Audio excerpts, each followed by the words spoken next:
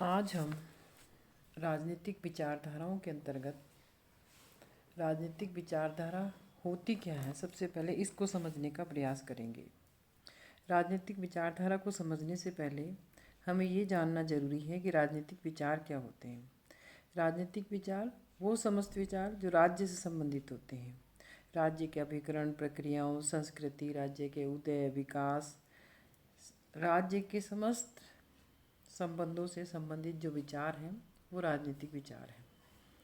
इसके साथ ही राजनीतिक दर्शन के अंतर्गत हम राज्य के स्वरूप कैसा होना चाहिए, उसकी संस्कृति, प्रक्रिया, राज्य के विभिन्न अभिकरण, राज्य की संरचनाएं, प्रकृति, राज्य के कार्य आदि सब का अध्ययन करते हैं।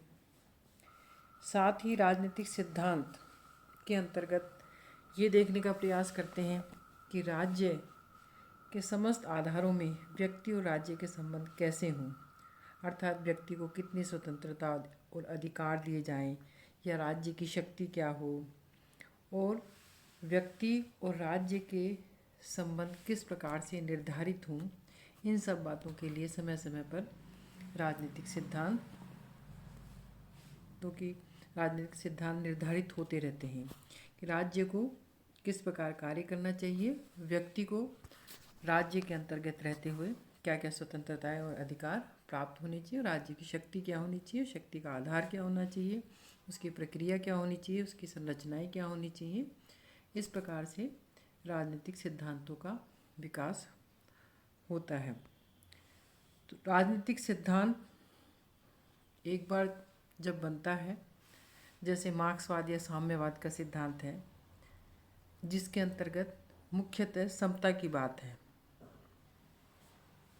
लेकिन समता की बात है और किस तरह से राज्य की शक्ति को वो समाप्त करना चाहते हैं, राज्य की निरंकुशता को समाप्त करना चाहते हैं, और राज्य धीरे धीरे विदर्भे हो जाएगा या राज्य नहीं रहेगा। इस प्रकार की मुख्य बात मार्क्सवाद के अंतर्गत है, जो पूरी तरह से समता पर आधारित है, समानता पर आधारित है। लेकिन मार्क्स के बाद मार्क्सवाद के अंतर्गत लेनिन, स्टालिन और माओ ने अपने अपने समय के क्रम में कुछ कुछ जोड़ा। सिद्धांत को मार्क्स ने प्रतिपादित किया, लेकिन बाद में लोग जुड़ते चले गए, और इस प्रकार जब इस सिद्धांत में बहुत सारे लोग जुड़ते चले गए तो ये विचारधारा बन गई। तो इस प्रकार हमने ये मुख्य जो बातें देखी, उसको देखने का कारण ये था ताकि हम राजनीतिक विचारधारा के अर्थ को व्यवहार में समझ सकें। तो सिद्धांत एक प्रवाह है जिसमें अन्य धाराएं मिलती रहती हैं। यानी मार्क्स ने एक सिद्धांत का प्रतिपादन किया, जो सिद्धांत प्रतिपादित किया, जहाँ उन्होंने समता की बात की, जहाँ उन्होंने कहा कि उस समता को स्थापित करने के लिए राज्य की शक्ति नहीं रहनी चाहिए। लेकिन उसके बाद लेनिन, स्टालिन और माओ ने उसमें अपने अपने विचार जोड़े और इसने एक विचारधारा का रूप धारण कर लिया। तो सिद्धांत से विचारधारा प्रवाहित होती है। कहने का तात्पर्य है कि राज्य और व्यक्ति के संबंधों को लेकर के, राज्य और व्यक्ति के संबंधों को निर्धारित करने के क्रम में कुछ सिद्धांतों का निर्धारण होता है। उन सिद्धांतों के अंतर्गत विभिन्न व्यक्ति, विभिन्न सिद्धांतकार समय के क्रम में जुड़ते चले जाते हैं, और इस प्रकार से ये सिद्धांत विचारधारा में परिवर्तित हो जाते हैं। राजनीतिक सिद्धांत में कई विचारकों के विचार जब जुड़ते चले जाते हैं तो वो राजनीतिक विचारधारा बन जाती है। इस प्रकार सिद्धांत को व्यवहार में परिवर्तित होने की जो प्रक्रिया है वो विचारधारा है, और ये सिद्धांत को जब व्यवहार में परिवर्तित किया जाता है तो ये समाज की बेहतरी के लिए होता है कि समाज को किस तरह का होना चाहिए, जिसमें समाज और अधिक बेहतर हो, विकसित हो, सभ्य हो, समृद्ध हो। तो इस प्रकार ideologies political thought in action in practice, यानी राजनीतिक सिद्धांत राजनीतिक चिंतन को जब व्यवहार में लाने का कार्य करते हैं, या राजनीतिक सिद्धांत को जब व्यवहार में लाने का क्या कार्य करते हैं, व्यवहारिक रूप में उसको जब प्रयोग में लिया जाता है, तो वो राजनीतिक विचारधारा बन जाती है। राजनीतिक विचारधारा में कुछ मूल्य होते हैं, मूलभूत मूल्य होते हैं, जैसे साम्यवाद के अंतर्गत समता का विचार। और इसी प्रकार से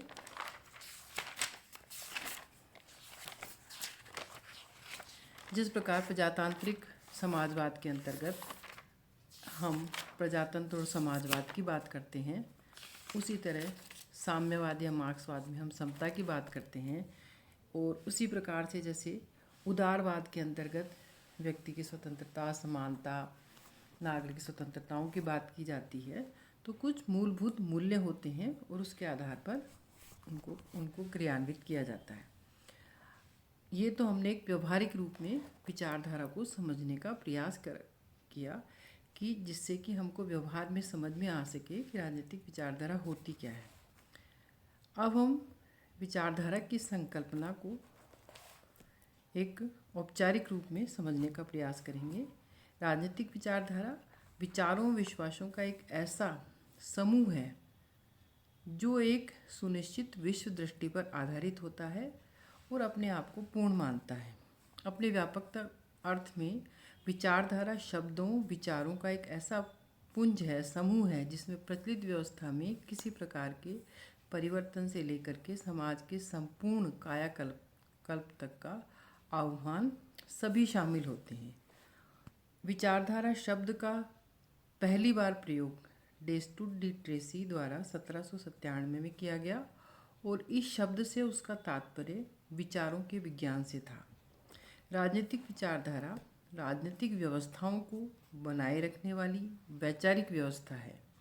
विचारधारा प्रचलित राजनीतिक व्यवस्थाओं को स्थायित्व अथवा उनमें परिवर्तन अथवा उसकी रक्षा से संबंधित विचारों का पुंज है। अर्थात किसी भी राजनीतिक व्यवस्था के अंतर्गत जो भी प्रचलित राजनीतिक व्यवस्था उसको स्थायित्व प्रदान करती है या उसमें कोई परिवर्तन कर सकती है अथवा उसकी रक्षा से संबंधित हो सकती है। राजनीतिक सिद्धांत के अंतर्गत विचारधारा का विश्लेषण दो स्तरों पर किया जाता है। पहला, ऐसे विचारों का समुच्चय जिसमें कोई समूह आस्था और विश्वास रखता है, और दूसरा विचारों का विज्ञान, जिसमें यह पता लगाते हैं कि विचारों एवं विश्वासों का निर्माण कैसे होता है और किस प्रकार उनमें कमियां आती हैं या विकृतियां पैदा होती हैं, और उन कमियों या विकृतियों से बचाव करके किस तरह से सच्चा ज्ञान प्राप्त किया जा सकता है।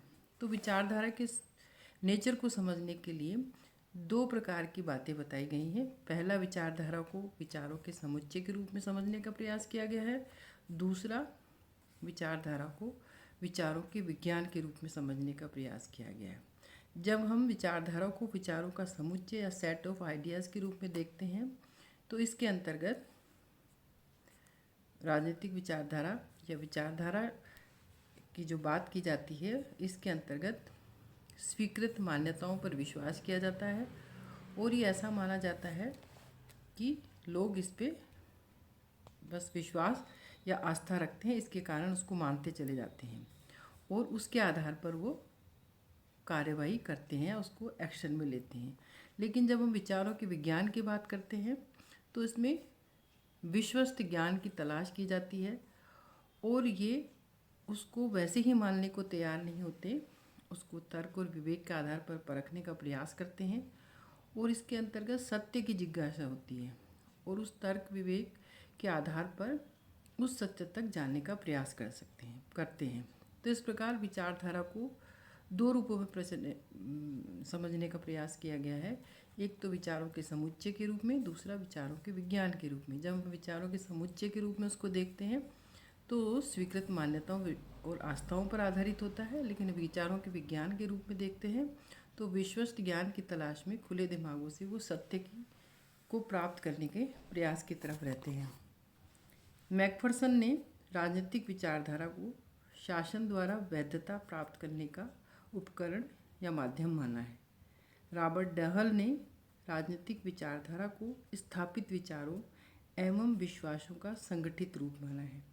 संक्षेप में राजनीतिक विचारधारा के लक्षण हैं: राजनीतिक विचारों का समुच्चय या समूह, दूसरा व्यवस्था की क्रियात्मकता का कार्यक्रम, तीसरा प्रतिबद्धता, चौथा राजनीतिक प्रश्नों के निर्धारण की क्षमता, पांचवा राजनीतिक व्यवस्था को वैधता प्रदान करना, और छठा है कार्योन्मुखी यानी कार्य करने की तरफ जो प्रवृत्त हो। तो इस प्रकार राजनीतिक विचारधारा के अंतर्गत कुछ विचारों का समूह होता है जो उस व्यवस्था को क्रियात्मक रूप प्रदान करता है, जो किन्हीं सिद्धांतों के प्रति प्रतिबद्धता रखता है, और साथ ही राजनीतिक जो प्रश्न हैं, जो समस्याएं हैं, उनके निर्धारण की क्षमता होती है उसमें, और अपने उन सिद्धांतों और विचारों के माध्यम से राजनीतिक व्यवस्था को वैधता प्रदान करते हैं और उसके माध्यम से वो क्रियाशील रहते हैं। तो इस प्रकार से हमने देखा कि राजनीतिक विचारधारा का तात्पर्य क्या है। जब सिद्धांत राजनीतिक विचारों से जब राजनीतिक सिद्धांत बनते हैं और वो राजनीतिक सिद्धांत जब व्यवहारिक रूप में परिणित होते हैं और किसी देश के अंतर्गत उस व्यवस्था को संचालित करते हैं, तो उसको हम राजनीतिक विचारधारा के नाम से जानते हैं। ये सिद्धांत को व्यवहार में परिवर्तित करने की एक प्रक्रिया है, जिसमें एक बार जब सिद्धांत निर्मित हो जाता है और उसमें विभिन्न समय के क्रम में विभिन्न विचारकों के विचार मिलते चले जाते हैं और एक प्रवाह के रूप में वो प्रचलित होने लगती है, और वो सिद्धांत जब व्यवहार में व्यवस्थाओं के रूप में राज्यों के अंतर्गत राजनीतिक व्यवस्थाओं में अपनाए जाने लगते हैं, तो वो राजनीतिक विचारधारा का रूप धारण कर लेते हैं। तो हमने देखा कि राजनीतिक विचारधारा का अर्थ क्या है। धन्यवाद।